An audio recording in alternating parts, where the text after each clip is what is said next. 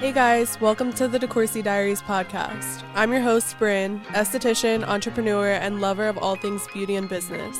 This is the space where we blend inspiration, education, and candid conversations to help you elevate your lifestyle. Whether you're building your career, seeking insight, or just here for the vibes, you're in the right place. Grab your favorite drink, settle in, and let's explore the magic of life together. Hey guys! Welcome back to another DeCourcy Diaries episode. We are here with episode 26 today. Today's episode is going to be titled Smoke and Mirrors, the truth behind the glamour. This is like, it's going to be a short episode. This is just like a little bonus episode, as Flash they say. episode. A flash in your face, boom. And this topic has been like super prevalent just with us talking. And I feel like just in like the world and society right now, like it's just a trending topic. So we're gonna do quick little episode for you guys, quick, fun, short, and sweet. And yeah, let's get into it. We need to cheers. Oh yeah. First, before we get into it, we're gonna cheers. Cheers. Clink. Coffee from Fair, per usual. I got the banana bread latte with oat milk, and I added caramel. Sorry, Bryn. Sorry, I'll shut up. That sounds good with caramel too. It's so good. Like a bananas Foster. Exactly. One of my favorite desserts of all time. Is it? Oh, I got a tiramisu latte. Regular. No add-ons today. Super good though. It's my fave. All right. So now let's get into today's episode, Smoke and Mirrors. We're specifically going to talk about the smoke and mirrors of the beauty industry today, just to keep it short. But I feel like we could expand this topic for sure and talk about more like general smoke and mirrors of just like the world. I feel like that could be interesting too. But today we're going to stick with really just about the beauty industry in general. Kind of talk about social media glamour, boss babe hustle culture, unrealistic portrayals of success, burnout, and how the lash and aesthetics and just really overall beauty industry has shifted so much in the past few years. I was trying to think of a timeline. I really think it's like the past 5 to 8 years. Like I feel like 10 is a little bit of a stretch. Like lash extensions were like just coming out, but it wasn't like the boom yet. Like I feel like 5 years ago, like during COVID, honestly, it was like a crazy boom. So we'll talk a little bit about that and the shift. So we're really just today going to go behind the scenes and talk about kind of what's really going on and how our perception of it, what we say is really going on could be totally different from someone else's perception, but this is in our reality, like what we're seeing. So let's talk about it. Let's talk about it. So first I want to just give like a definition of what smoke and mirrors means. Smoke and mirrors is really just glamorized illusions, curated highlights, and the idea of one thing that's portrayed. And how can I say that? I always think like a circus funhouse mirror, like what you're seeing is not what it actually is. It's like distorted reality. Yeah, distorted reality. Yeah, that's a good way to put it. In the beauty industry specifically, people think being an esthetician or a lash artist or working in the beauty industry makes instant freedom, 6-figure finances, full books, life of luxury, all the things. But the reality of it is very different for the majority. I think there's some people that do reach those things, but the illusion that's being created that like everyone is reaching those things is kind of crazy. It's kind of crazy. What you see in reality with the beauty industry is you see, especially with aesthetics, you see luxury services, super aesthetic spaces, viral videos, 6-figure business owners. You're seeing all these like hyper glamorized things. So what we don't see is debt, financial stress, burnout, empty books, slow seasons, anxiety, long nights editing content, brainstorming business planning, questioning your worth, imposter syndrome.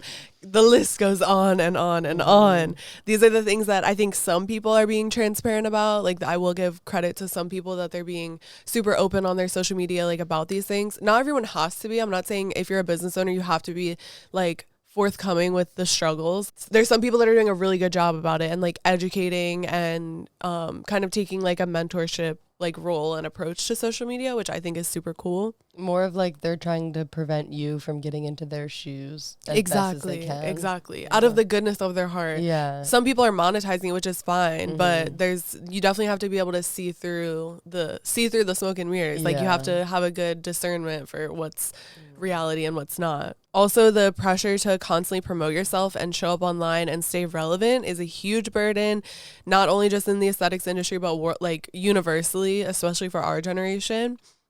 Some people just really don't like presentation of themselves in like an outward way, and our whole team, every single person on our team is like that. Like we prefer not to be, you know, like forthcoming with like our personal life and being behind the camera and things like that. Like I say that as we're like on a podcast, but this took a lot of oomph for me and a lot of like coaching myself through to do. But yeah, all of us like really struggle with that. So that's definitely real as well. I mean, also, it's a chore for me to even think about posting on my personal Instagram, but thinking about posting on my business Instagram. See, for me, it's the opposite. Like really? I hate posting on my personal Instagram. I don't mind posting on my business because like, I feel like that's where my genuine, I'm like expressing my genuine self. So I don't feel like it's like forced. Whereas my personal page, I'm just like, none of you guys are making me any money. Like you guys are just here for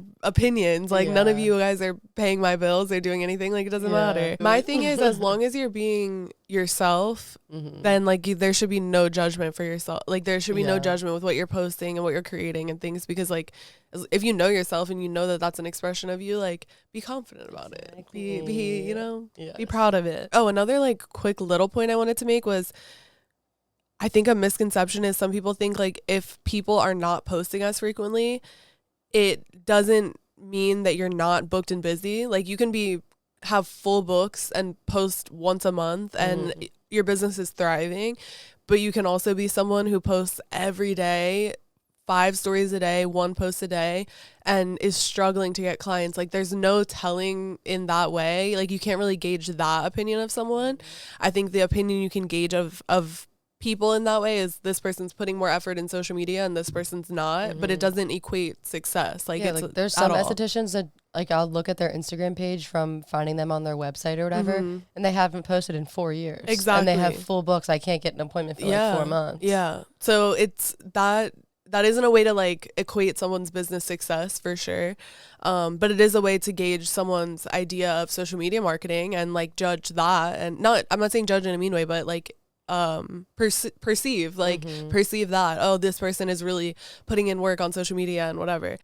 So it doesn't mean that you're not booked and busy or whatever, but it does typically lead to not reaching nearly as many new clients. So if you're using social media as a tool, it can be an amazing thing, but again, leading to all of these smoke and mirrors and all of these issues that we're seeing. So double-edged sword, definitely. Social media also created this space where the line between marketing and lying gets really blurry. I definitely say that not to be shady, but to be completely honest and say that the pressure to constantly look successful and beautiful and all the things online can definitely push beauty professionals into performing success rather than actually experiencing success. And if you guys are frequent listeners, then you know from our Confidence is Key episode, this kind of is the same exact thing. Like adopting someone else's confidence and personality and projecting it as your own is not authentic. Same thing with success. If you fake success, you're not going to be successful. Yeah.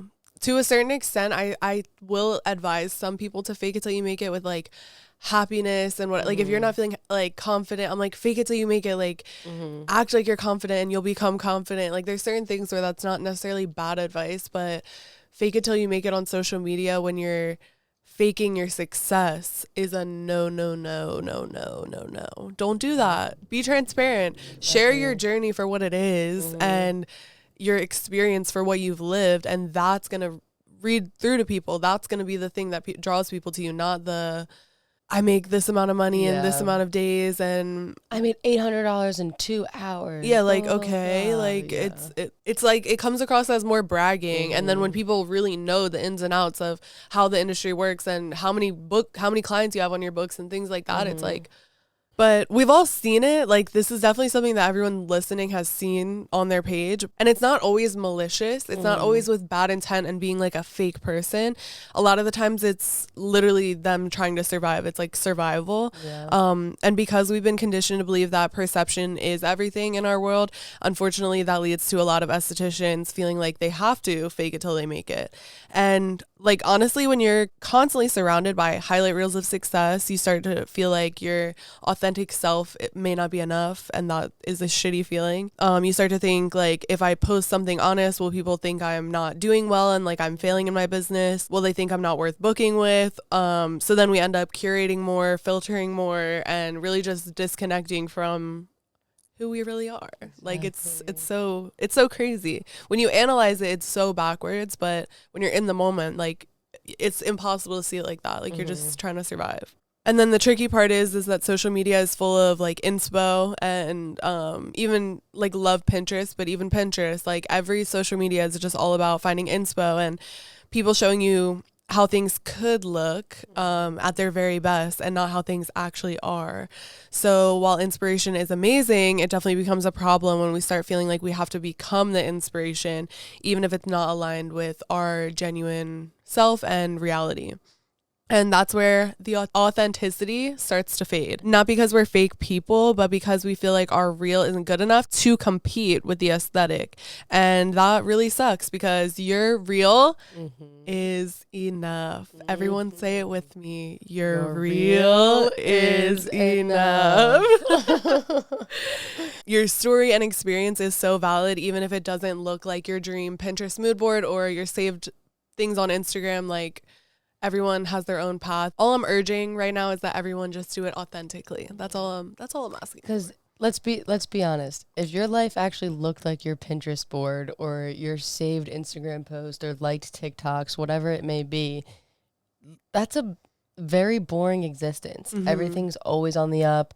You don't have any. You're never gonna grow. You're never gonna learn anything. You don't have challenges. You don't have hardships. Yep. Like, it's a very, I don't know, I think it would be a very linear life and it wouldn't be fun. Ooh, I like that, linear life. Yeah. Which, if that's how you want to live and that sounds appealing to you, like, no judgment. We're just speaking from what we want to live, the way that we want to live our lives, and the experience that we want is the authentic self, and always striving for better, but not because of other people's opinions, because we truly want better for ourselves. So there's a difference for that too. All right, now let's talk a little bit about the boss babe, like hustle culture and burnout and the rise of like toxic productivity and just like feeling like you have to be booked and busy all the time in order to be successful or to be like saying that you're successful. So the boss babe branding definitely is like, we're watching it turn into burnout culture. Everyone was like, grind until you're dead, and it just became too much. It's like, nobody is supposed to be working the amount that, like, I don't know. I don't want to say it like that because like some people have to work so hard and it's not like supposed to or whatever. It's like because you have to. But this like association that unless you're working this hard, you're not successful. That's the problem that I'm having right now. We're working to live, not living to work. Yeah, exactly. I think there's a shift happening where like a lot of women specifically are reframing their mindset and like trying to find their peace and sense of free time again. But yeah, it's just crazy. So something within this like boss babe culture I definitely wanted to touch on was courses promising telling you how to make 6 figures in like 6 months without solid skills being sold behind them, and then making 6 figures by selling these courses. That's how they're making their 6 figures, but they're telling you how to make their, like, it's just this whole crazy time warp loophole. I don't know. They're just so disingenuous, and we're seeing it so much. I think it will slow down again. It was like all of a sudden, again, everyone, the hype of like lash extensions, the beauty industry, whatever, it's the same with like the course. It was like a trail follow up. Like it was only natural for the course. What can I call it? Like the course takeover. Like it's like course epidemic. The really. Epidemic of like everyone trying to just like sell you courses. And I know, like, I hope that it's reading through that I complain about it so much that I'm also trying to market guidebooks and things to my, peers that can help them in their business. I hope it reads through that the reason that I'm doing this is because I have such an issue with the way that everyone else is doing it. I just like pray that that comes through to people. But yeah, it's such a problem, and it's so capitalistic, and it's like the same energy as if you guys ever seen on like Instagram Reels where it's like, this is why your engagement's down. Comment, subscribe, and I'll DM you a link. Hit that share tab. Yeah, exactly. It's like, dude, you're using me and trying to say that you're helping me, but you're using me. Exactly. It's so crazy. And the only reason why they have you comment that is so that their engagement goes up. So exactly, it's for their benefit. Exactly. Really, honestly. So yeah, we've entered an era where people are selling how to make money instead of selling how to be good at your craft. I hate that. It looks glamorous on the outside, but many of these people are faking their own success behind the scenes in order to seek profit, and I just hate that. I hate to see people fall victim to it, and I hate to see people capitalize off of it. It's just like nasty. It's like MLM, but for like aesthetics. Exactly. It's so exactly. Weird. There's also just this with social media, like the encouragement of like, if you're an esthetician, you have to find ways to diversify your revenue, and you have to sell products and sell courses and be an instructor and see clients full time and constantly, like, it's just like, you can be a good esthetician and be just a good esthetician. You don't have to wear all the hats. You do not have to wear all the hats. You do not have to be a business owner to be a successful esthetician. You can be just as successful, if not more, as an esthetician with a team and in a salon environment and all of these things. Like, don't think that it's a one size fits all and that you have to meet the mold of all these other people.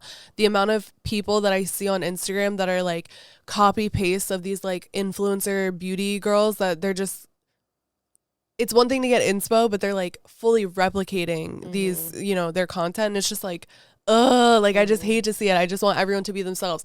It's fine to get inspo. It's fine to take, little pieces and maybe the audio from their reel or the concept behind their reel, but put a spin on it that makes it about you and makes it personal to you.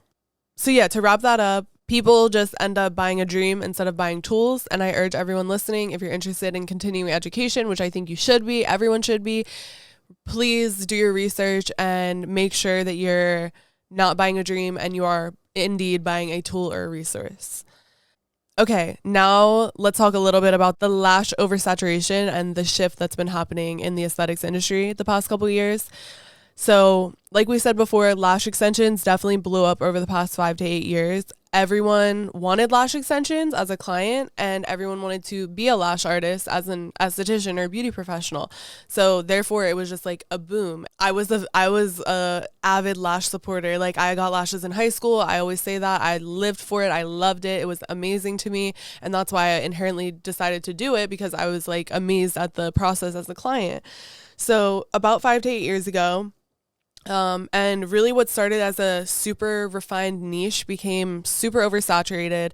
Certification became majorly accessible, like we're talking about with courses, skill.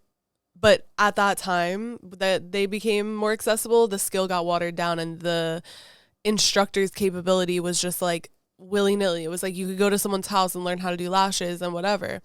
Like, everyone at the time was just doing the best of their ability. I'm not like shitting on it, but that was just the reality of the situation. So artists started then competing on price instead of craft. So then you saw a rise of everyone raising their prices. Lashes became super expensive, but then you saw some people staying at the lower prices, doing it out of their houses still. So then it was like, there was still clients for everyone. It was different strokes for different folks, and it was working.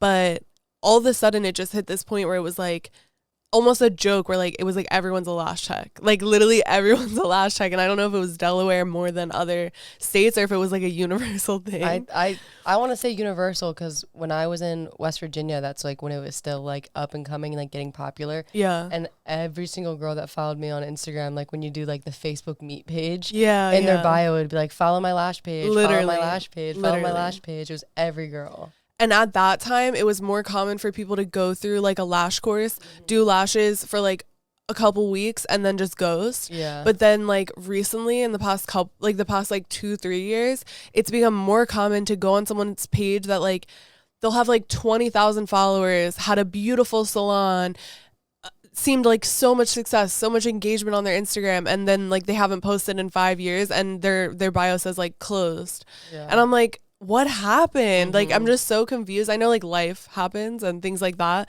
but it's just so crazy to see like the rise and then the fall. Like we're literally witnessing it, and it's so nuts. So yeah, we're seeing accounts quietly disappear, people stop posting, books close down indefinitely, or just total business shutdowns, which is crazy. So I think in general, yes, the oversaturation leads to a fall, as it always does. It did that with realtors. It's done that. Like, there's jobs that happens with.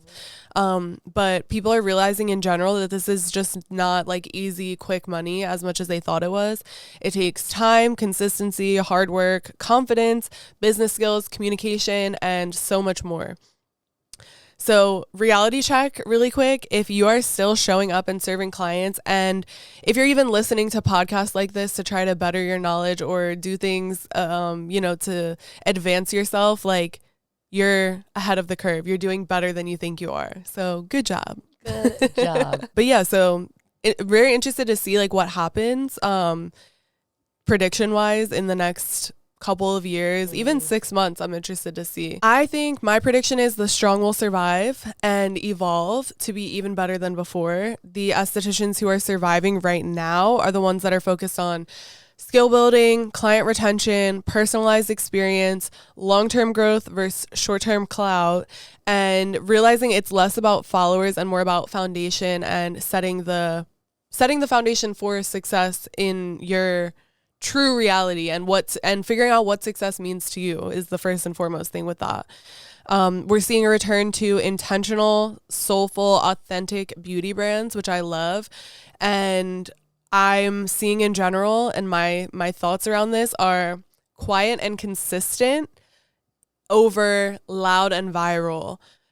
2015 to like 2018, 2019, 2020, it was all about like virality and like being super funny and eye-catching and whatever. Now I think it's more about remaining genuine, but also being consistent at the same time. I think that's the key here. Because everyone's so tired of just seeing influencer after influencer, brand deal.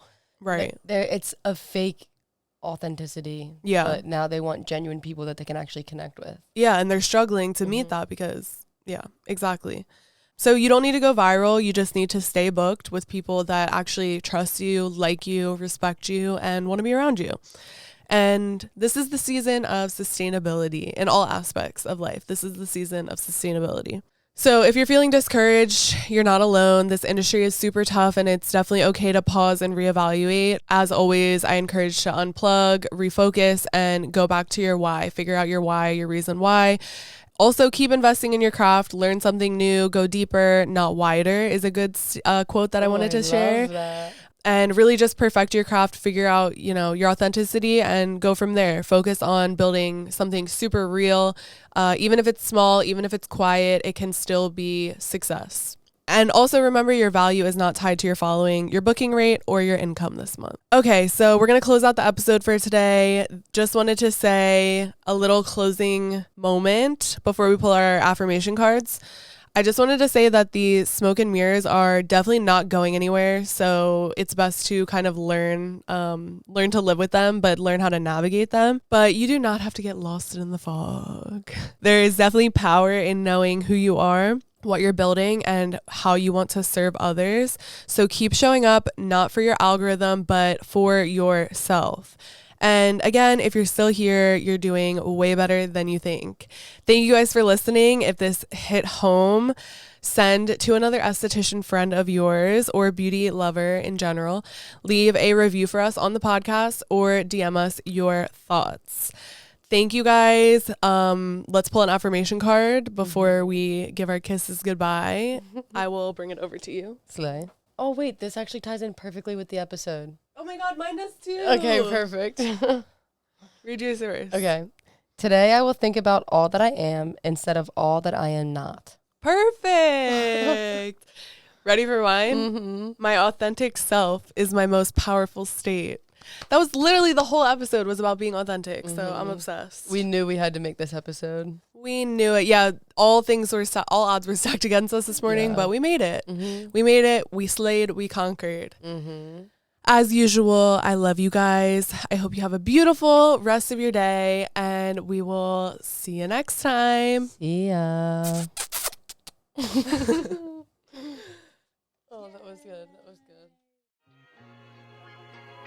That's it for today's episode of the DeCourcy Diaries. Thank you so much for hanging out with me today. Don't forget to follow the pod, share it with someone who needs a little inspo, and find more about us on our Linktree page. Find us on socials at DeCourcy Beauty, at DeCourcy Beauty Lounge, and at the DeCourcy Diaries. Until next time, stay confident, stay glowing, and keep chasing your dreams.